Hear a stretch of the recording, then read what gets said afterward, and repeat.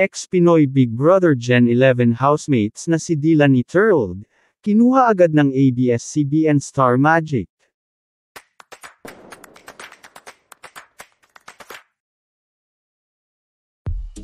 Trending at pinag-uusapan ngayon sa buong social media ang kumakalat na balita na kinuha na di umano agad ng Star Magic. Matapos kasing matanggal sa Pinoy Big Brother house, ang dating Gen 11 housemates ni Kuya na si Dylan Iturralde ay agad-agad na kinuha ito ngayon ng talent management arm ng ABS-CBN na Star Magic.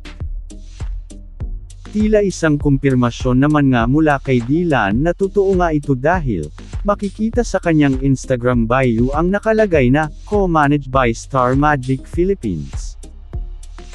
Naging viral nga ito at maraming netizens ang natuwa at binati ang ex-housemates na ngayon ay isang baguhan na aktor at artista.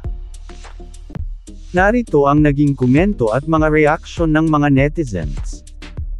Congrats Dylan, chase your dreams and your future, never mind the bashers, they are the root of your success. Pag walang bashers hindi ka rin makikilala, stay genuine and kind to others.